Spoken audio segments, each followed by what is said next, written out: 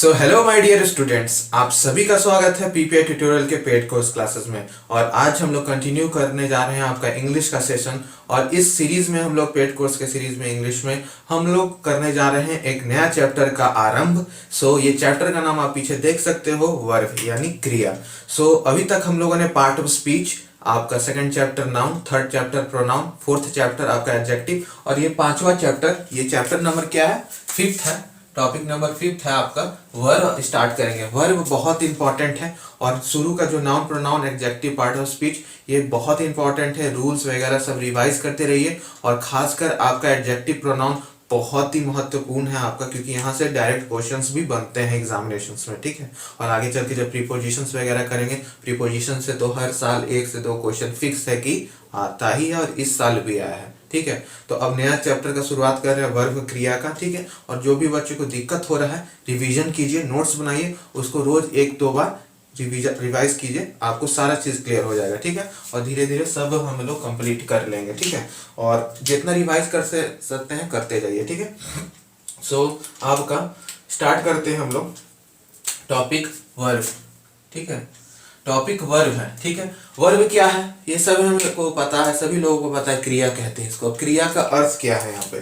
तो क्रिया का मतलब क्या होता है आपका? क्रिया जो हम यहाँ लिखे हुए हैं, तो क्रिया वह शब्द है, यानी वर्ब वह शब्द है जिसके किसी के कार्य या व्यापार, ठीक है, कार्य या व्यापार, आपका अधिकार, संबंध या अवस्था, ये सब का बोध कराए। यानी किसी के कार्य या एक्शंस वगैरह का आपका, या आपका अधिकार पोजीशन, ठीक है, फिर आपका रिलेशन संबंध, ठीक है, या आपका अवस्था स्टेट ऑफ बीइंग, ठीक है। इसको क्या बोलते हैं? स्टेट ऑफ बीइंग, अवस्था को। तो ये जो 4 शब्द हैं, 1 2, इसको एक ही में ले लीजिए, एक्शंस को, पोजीशंस को, रिलेशंस को, तो ठीक है, इसको एक में ले लीजिए और इसको तीसरा ले लीजिए, ठीक है। एक्शन एक शब्द डाल दीजिए, पोजीशन और रिलेशन सेकंड में डाल दीजिए और थर्ड को स्टेट ऑफ बीइंग। ये तीनों शब्द हैं, कार्य व्यापार, अधिकार संबंध और अवस्था।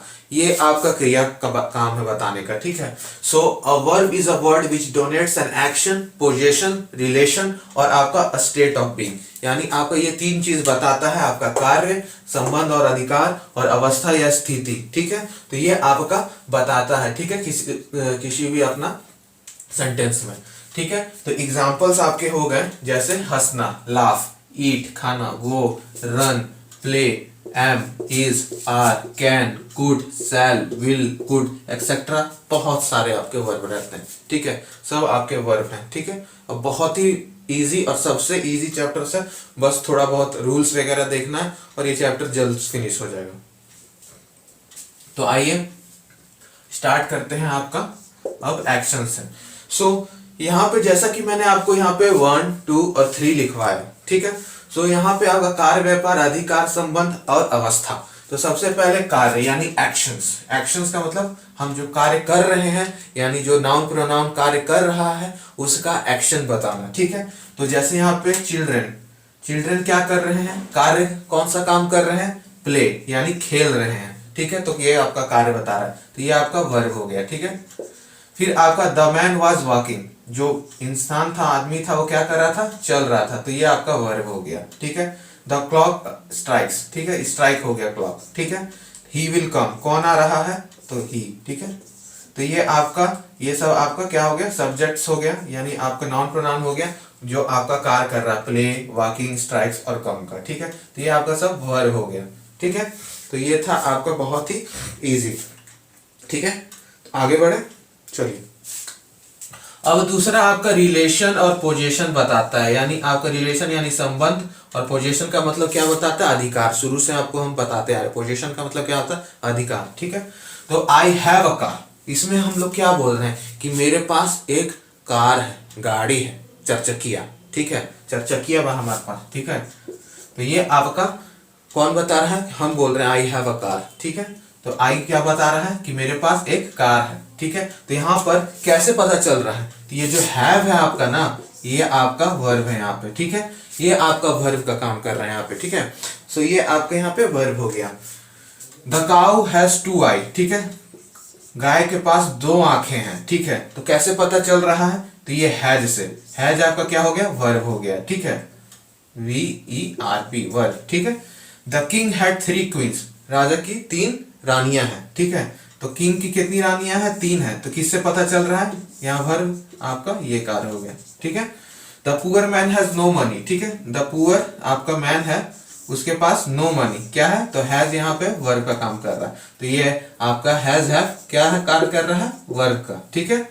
तो ये था आपका संबंध और रिलेशन, और ये रिलेशन शो कर रहा है। देखिए आई हैव अ कार, यहाँ रिलेशन शो रहा है। आई और कार के बीच में हैव रिलेशन लगा रहा है। द काउ हैज 2 आई, ठीक है। तो गाय के 2 आंखें, तो हैज रिलेशन बना रहा है द काउ और 2 गाइस में, ठीक है। The king the king 3 queens पढ़िए। अब इसमें हैड लगाने पे पता चल रहा है ना कि किंग हैड 3 क्वींस, यानी द किंग और क्वींस के बीच में रिलेशन बन रहा है। फिर आपका the poor man has no money, यानी पोजीशन बता रहा है कि उसके पास कोई पैसा नहीं है, ठीक है। सो ये आपका द पुअर मैन की वजह से हो रहा है। तो ये था आपका रिलेशन और पोजीशन। अब तीसरा की ओर बढ़े तो तीसरा में आपको है द स्टेट ऑफ बीइंग, यानी इसका अर्थ होता है अवस्था, यानी स्थिति बताना किसी चीज का।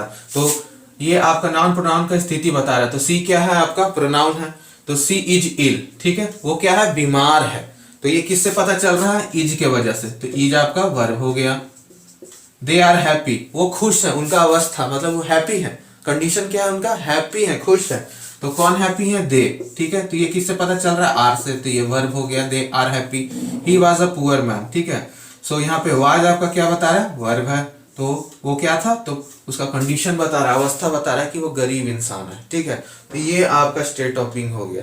तो ये ऐसे शब्द जैसे आपका play, walking, strike, come, has, have, आपका इज, आर, वाज, ये सब क्या है? आपका वर्ब है, ठीक है। सो ये था आपका मोटा मोटी पूरा वर्ब का डेफिनेशन और क्या होता है विथ एग्जांपल। बेसिक तरीके से मैंने आपको बता दिया कि वर्ब ये होता है, यानी जिसको कमजोर भी हो इंग्लिश तो उसके लिए भी बहुत सबसे इजी लेवल में मैंने आपको पूरा बाइलैंग्वेज करके, इंग्लिश में भी मैंने हिंदी बाइलैंग्वेज कर दिया है कि आप लोगों को समझ में आए, ठीक है। तो ये होता है क्वालिटी, ठीक है, दैट पीपीआई प्रोवाइड, ठीक है।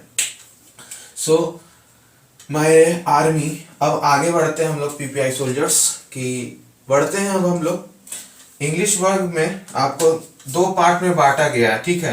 इंग्लिश वर्ब को यानी क्रिया को इंग्लिश में 2 में बांटा गया है। तो पहला है आपका लेक्सल वर्ब, ठीक है। क्या बोलते हैं? फिर से बोलिए मेरे साथ, लेक्सल वर्ब, ठीक है। और दूसरा है ऑक्सिलरी वर्ब। क्या बोलते हैं? ऑक्सिलरी वर्ब, ठीक है। तो ये आपका लेक्सल वर्ब हो गया और दूसरा हो गया ऑक्सिलरी वर्ब, ठीक है। अब ये लेक्सल वर्ब और ऑक्सिलरी वर्ब क्या है? सो हम लोग इसी को देख लेते हैं। सो लेक्सल वर्ब्स हो गया आपका कम, गो, ईट, ठीक है। जैसे ये आपका प्ले, वॉकिंग, स्ट्राइक, कम्स, ये सब क्या हो गया? आपका लेक्सल वर्ब। और ऑक्सिलरी वर्ब आपका क्या हो गया? इज, एम, आर, वाज, ठीक है। तो ये सारे ऑक्सिलरी वर्ब हो गए। अब एक एक करके इसका दोनों का डेफिनेशन और समझते हैं डिटेल में कि क्या है लेक्सल वर्ब और क्या है ऑक्सिलरी वर्ब, ठीक है। सो आपका लेक्सल वर्ब क्या है? तो इनका स्वतंत्र अर्थ होता है और ये वाक्य में मुख्य कार्य के रूप में प्रयुक्त होते हैं, यानी मुख्य कार्य करते हैं, यानी मेन वर्ब है। क्या है ये? एक तरह से मेन वर्ब है, ठीक है। मेन वर्ब का ये कार्य करते हैं, ठीक है। स्वतंत्र अर्थ होता है, यानी इनका खुद का मीनिंग होता है, ठीक है। जैसे आपका 5 टाइप में यहाँ पे देख सकते दिया हुआ है, ठीक है। 5 टाइप में यहाँ दिया हुआ है। बेस फॉर्म, आपका past form, participle form, ING form और आपका एसईएस फॉर्म, ठीक है। सो आपका एग्जांपल समझिए, जैसे ईट आपका है तो पास्ट फॉर्म में इसको एटीई बोल देंगे, ठीक है। उसका पार्टिसिपल बोल जाएगा ईटन, ठीक है। फिर उसको आईएनजी फॉर्म में बदलेंगे तो ईटिंग, ठीक है। और आगे ये यूज होगा, टेंस में बहुत यूज होगा, एक्टिव पैसिव वॉइस सब जगह यूज होगा, ठीक है। इसलिए अच्छा से समझिए। फिर इसको हम लोग एसईएस फॉर्म में यानी बदलेंगे तो इसको हम लोग इट्स बोलेंगे, ठीक है। तो गो हो गया आपका, गो को बदलेंगे हम लोग पास्ट फॉर्म में, यानी पास्ट फॉर्म में परिवर्तित करेंगे तो वेंट हो जाता है, ठीक है। फिर आपका पार्टिसिपल फॉर्म में गेम गॉन हो जाएगा, गॉन हो जाएगा, ठीक है। तो गॉन हो जाएगा, फिर गोइंग आईएनजी लग जाएगा, फिर आपका गोज हो जाएगा, ठीक है। उसी तरह लाफ का आपका लाफ्ड हो जाएगा, फिर पार्ट पार्टिसिपल फॉर्म में भी आपका लाफ्ड हो जाएगा, और फिर आईएनजी लगा दीजिएगा तो आईएनजी फॉर्म में चला जाएगा और आपका एसईएस में आपका लाफ्स हो जाएगा। तो इस प्रकार से आपका इंडिपेंडेंट है और इसको हम लोग आगे यूज करेंगे। Base form, past form, part participle, आपका आईएनजी और एसईएस फॉर्म जो होता है V5 फॉर्म, और V4 फॉर्म इसको क्या बोलते हैं, V4 और V5 फॉर्म। ठीक है, सो इसको V4 और V5 फॉर्म बोलते हैं, जिसको हम लोग आगे डिटेल में करेंगे। और वर्ब में इसका बहुत इंपॉर्टेंस है और हम लोग इसको बचपन से करते आए हैं, याद है कि नहीं, ING, V4 form, V5 form. तो ये आगे हम लोग अच्छा से जब स्ट्रक्चर्स लिखेंगे, हर सेंटेंस का एक structure, subject plus verb plus object बनाएंगे V4 और V3, तब वहां पे ये चीज बहुत काम आएगा।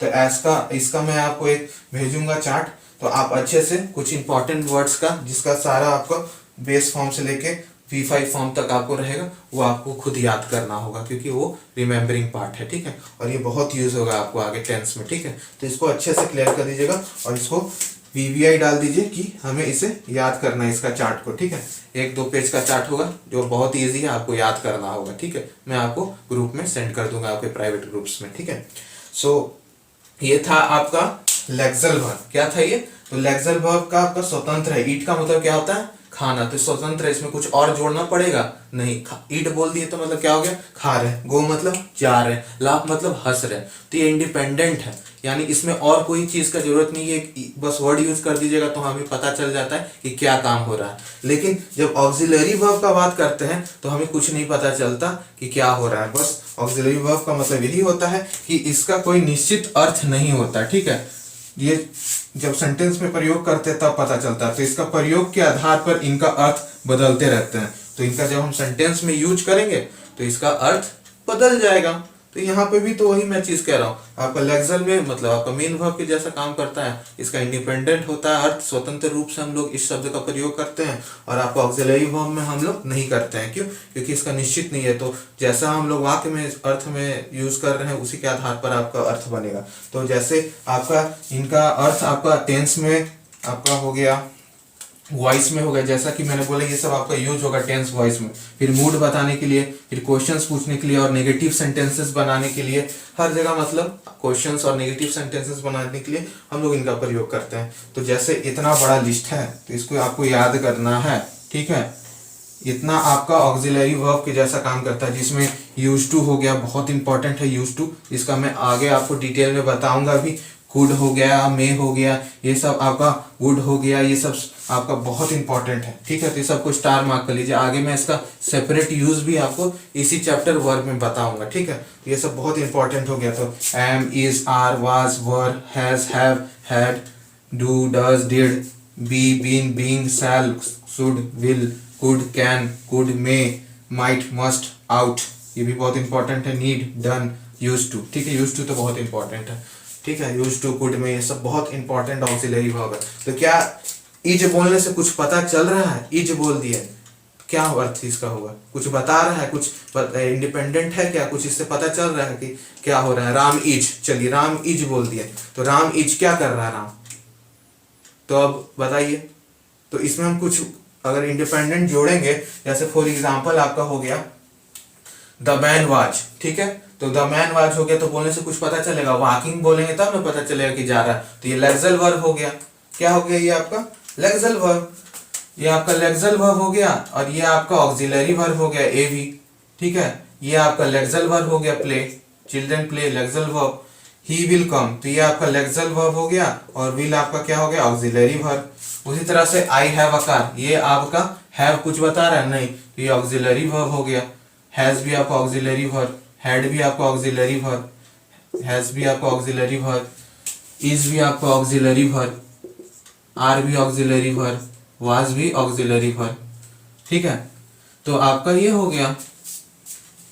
तो आपका ये तरीके से आपको करना है। ठीक है, तो ये था आपका basics lexical verb and auxiliary verbs, and verb क्या है और लेक्सल और ऑक्सिलरी में क्या डिफरेंसेस है। तो ये सारी चीजें अभी हम लोगों ने स्टडी किया। अब आगे बढ़ते हैं, थोड़ा सा और डिटेल में चलते हैं, और इस चैप्टर में बहुत मजा आने वाला है। तो अच्छे से एकदम कॉन्सेंट्रेट होकर लेक्चर को देखिए 1 बार 2 बार, और शुरू से रिवीजन करते चलिए। ठीक है, रिवीजन इज वेरी इंपॉर्टेंट। ठीक है, तो प्लीज डू रिवाइज, ठीक है, एवरीडे, ठीक है, जो भी पढ़ा रहे हैं, और जितने भी प्रीवियस ईयर्स आपको कराए गए हैं उसको भी रिवाइज कीजिए, ठीक है। अब धीरे धीरे आपको प्रीवियस ईयर भी समझ में आने लगेगा, ठीक है। तो अभी आपको नाउन प्रोनाउन एडजेक्टिव हो गया है, तो आपको अधिकतर आपका पार्ट ऑफ स्पीच से क्वेश्चंस जो नाउन प्रोनाउन एडजेक्टिव और वर्ब पे भी बनेगा ना, आपको अब समझ में आने लगेगा क्योंकि उसके पीछे का फंडा क्या है। तो चलिए आगे बढ़े, चलिए आगे बढ़ते हैं।